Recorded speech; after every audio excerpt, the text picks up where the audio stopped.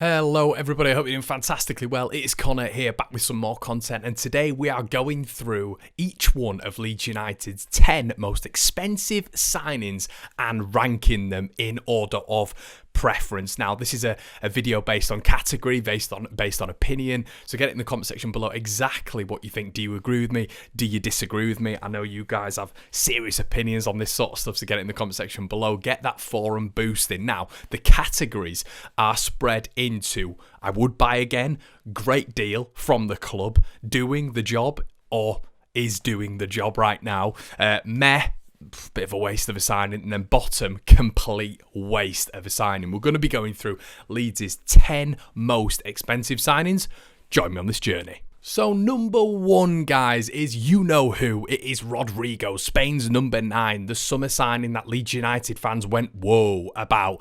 Rio Ferdinand's transfer value was smashed out of the water as Leeds spent £27 million and upwards on Spain's number 9. It raised a few eyebrows. His goal record wasn't incredible. He wasn't sort of a proper number 9 either. He'd sort of revert back into the number 10 role a little bit, the shadow striker role. And this is why Leeds United have really probably been playing him in the number 8 role, because when he was at Spain, he'd always drop deep, doing that sort of Harry Kane sort of role. And that's why you could see it working, really, in that number 8-10 role. But it doesn't seem to have worked out at Leeds United. And that is why, guys, I have put him in the meh section, as you can see on screen. Now, a lot of you might think that's harsh. Technically, he's gifted. Do I think he's a superb player? I really do. I think he's second to Rafinha in terms of how proficient he is on the ball. But what I will say, guys, is what's Leeds United? What is Marcelo Bielsa's Leeds United? It's purely system based, and if he's not going to be able to get into the system and do his work that he'd be able to do at other clubs in this Leeds United way, then it's never going to work. And I think based on the value, I've never been fully convinced that this is a signing that will work for both parties. I think as soon as Patrick Bamford comes back, he reverts back into the midfield role where I think he's a little bit weaker than he is up front. I don't think he's ever going to be on the bench, because I don't think Bielsa would ever leave him on the bench because of his value and how technically good he is. And I just can't ever see this working for Leeds United to the fullest extent. You might think it's harsh, guys. I'm only saying meh because I'm underwhelmed by the value based on what we've got. So Rodrigo goes in meh. Sorry. Now, guys, the second most expensive transfer is DJ Daniel James. Incredible, really, when you think about it. In the past, 12 to 18 months, Leeds United have got Rodrigo near on 30 million and Dan James 25, rising to 27 million in just under a year, breaking the transfer record. So it's absolutely huge, really, that Leeds have done this. Now, has this worked for you? Will this work for you? Get it in the comment section below. I'm fascinated to hear what you think on this one. I really rate Dan James. I think he's a defensive winger, which you don't get in the Premier League. I think it's very, very rare. He fits into Bielsa's system. Bielsa's obsessed with him. You could even argue the fact that he might replace Jack Harrison going forward. If Rafinha obviously sticks around at Leeds United, it's going to be some real competition between DJ and Jack Harrison. That's going to be fascinating to see how that one plays out. Has this worked, guys? I've stuck him in doing the job, because I think he is doing the job at this moment in time. I think he's getting better and better game on game. And we can't really judge him now because the sample size is so small. As you can see with Rodrigo, the sample size is a little bit bigger. But you could argue with Rodrigo, where's the sample size from him starting up front in his natural position? That's always going to be the argument, isn't it, with Rodrigo in this tier system. But you're going to have to critique him at some point, unfortunately, for the Spain number 9. But the Welshman in Daniel James, I think he's getting better and better and better. And you can't really judge him at this moment in time, as I say, due to the small sample size. So that's why I'm putting him in doing the job. Now, guys, number 3 on the list, the third most expensive signing for Leeds United is £18 million man, bought from West Ham, Rio Ferdinand. Now, Rio, there was a lot of plaudits for him at Leeds. We sort of ignited his career. He was a young boy at West Ham. Leeds brought him in for, as I just said, 18 million quid, which was massive at the time. The most expensive defender in the world. I believe it was in 2001. And what a signing he was for Leeds United. A Rolls Royce of a defender. you know, you have to take bias out the window, really, and him getting that move to Manchester United, win as many Premier Leagues as he has, you know, Champions Leagues as he has, is a testament to how good he was. There was always the debate, who was better, Rio or Woodgate, but Rio and Woodgate together were pretty formidable, weren't they? Two fabulous defenders. And what went for Rio ahead of Woodgate for me was the fact that, you know, Rio was barely injured. You know, he was barely injured. You look at his career path, he played so many games, and obviously Woody suffered with quite a few injuries which hampered his career. But listen, altogether, Rio Ferdinand was a superb defender. Liverpool away when he scored at Anfield, a nice little header at the back post, and Deportivo at home stands out, but he did make the cardinal sin. Not a local lad, but he did make the cardinal sin, moving to the dark side, the red side of Manchester. So that's why I just can't put him in Wood buy again. He goes in a great deal. Number 4, guys, would you believe it? It is Diego Llorente. Now, Llorente has been fantastic for Leeds. There's still some elements of his performance where I'm a little bit like, oh, you know, where he's, you know, we saw against Watford even, didn't we, where he tried a Cruyff turn in the box, then was intercepted, and Watford hit it over the bar. And you do still see some parts of Llorente's game that do sort of go into that mould of, oh, it's a little bit risky, but it's risk versus reward, isn't it? Because there's much more reward. His passing into the final thirds is absolutely exquisite. He's a wonderful technician on the ball as well, but utmost, he's very, very good at defending, which is his most pivotal role. And I think he's been a good signing for Leeds United. I can't go on one of the best signings for Leeds because I don't know how often we're going to see Llorente throughout a Premier League season, throughout a campaign, to be quite honest with you. But for what, £16 million and upwards to 18 million, he, you know, a lot would say was a bargain. And I think, you know, overall, he's brought so much to that Leeds back line. And you know, towards the back end of last season, when Leeds went 10 games, winning 7, him and Pascal Struijk were absolutely pivotal. So yeah, I would say he was a great signing for Leeds United. I think we've got more to come. So I would put him in great deal. Now, guys, number 5 is Rafinha. Now, 16.74 million according to Transfer Market.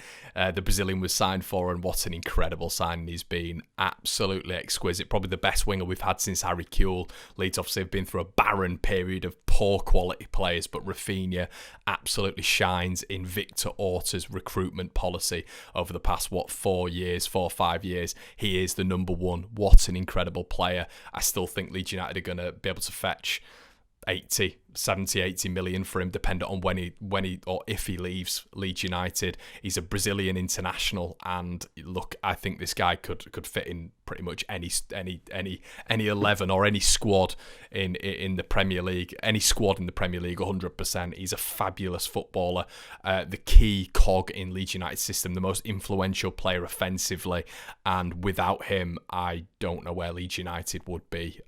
Seriously, I don't know where we'd be, because I think we'd really struggle without Rafinha in all capacities. I think he's just that good.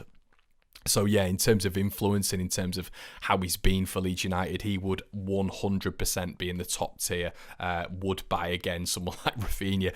We've absolutely stolen the market for how much we've got him for, and his sell-on value now must be absolutely extortionate. Guys, the next one on the list is Robbie Keane. Now, Keane was bought for 15 million for Leeds back in the day. I believe it was either 2001 or 2002. I think he was signed as a 20-year-old as well.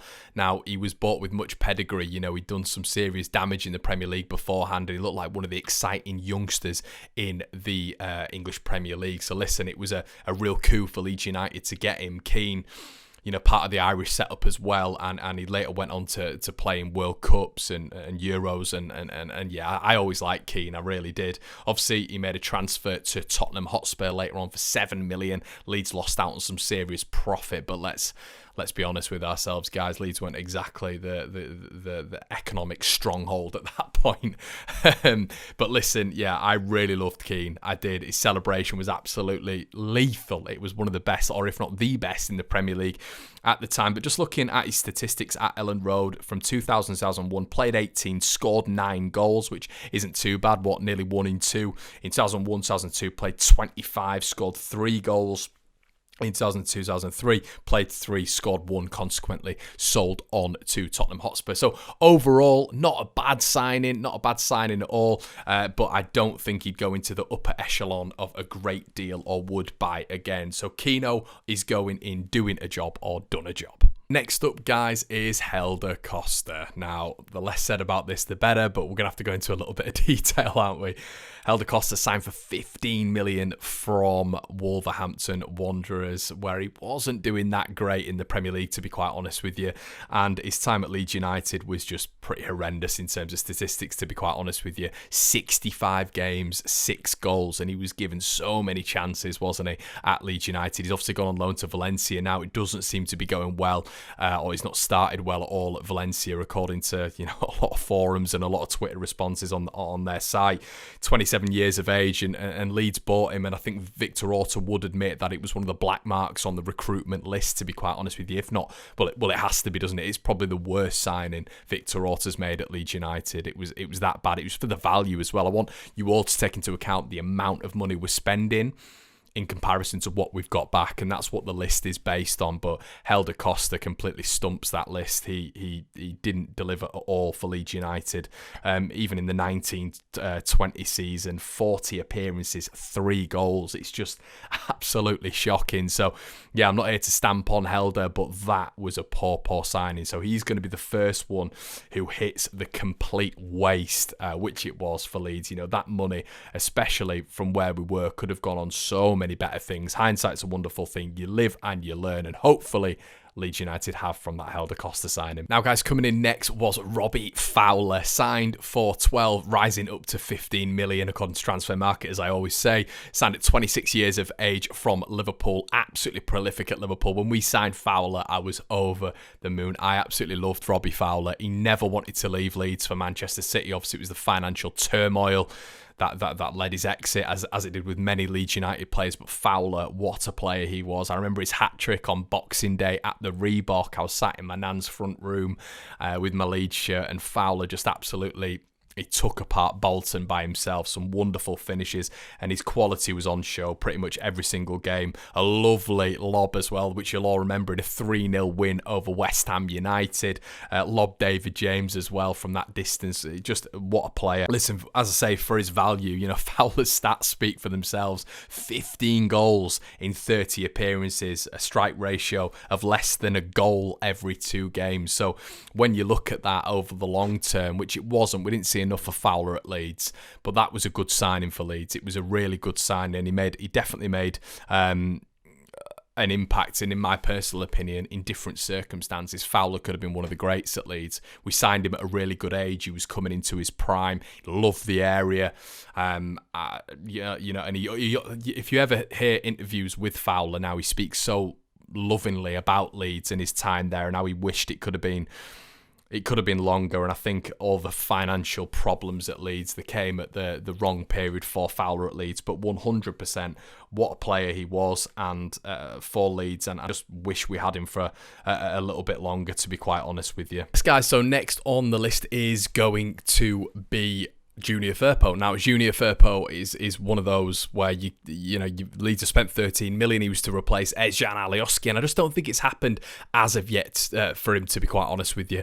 Listen, from what I've seen so far, he looks decent. He looks all right, but I think there's still a bit of a mistake in him. It's difficult to judge, like we said with Dan James. It's a small sample size, but at this moment in time, I think there's still developments in his game to come, and that will come with time. Of course it will, but there's a couple of mistakes in there. I don't 100% trust his touch at this moment in time. The mistakes sort of hark to Newcastle and, of course, West Ham United. But you do see that with a lot of players coming to Leeds United. Robin Koch, there was mistakes in his sort of first 8 to 9 games at Leeds United. Dan James hasn't really got into the stride of things as of yet. So, you could put the argument there. But with Junior, I think in time he will get to that next level. You look at Barcelona, where he's at, the comparison of where he is right now with Marcelo Bielsa's side, it is worlds apart. So I'm going to put him in meh. And last but not least, guys, it is Robin Koch. Now, Robin's had a really difficult start to life at Leeds United. You know, it's been a really tough one for him, hasn't it? 3 to 4 injuries, an injury to his pubis at this moment in time, which looks to keep him out for the foreseeable future. 12 to 13 million spent by Leeds United on the centre-back, who's 25 years old, signed from Freiburg, of course. Will we ever see the best of Robin Koch in this side? He's arguably got 4 defenders in front of him now, and it seems to be a really tough injury for him. He's been littered with problems whilst he's been at Leeds, and we're all going to stand by him, but you do worry for his long-term future at Leeds United, so I'm definitely going to put him in meh. It just hasn't happened for him yet. Guys, thank you so much for joining. I hope you've enjoyed this episode. Please let me know in the comment section below if you agree, you disagree, if you're underwhelmed, if you're overwhelmed. Of course, leave your comments, as I've just said. Make sure you're liking the video, and if you're not subscribed, what are you doing? Make sure you do so, and I'll see you in a bit.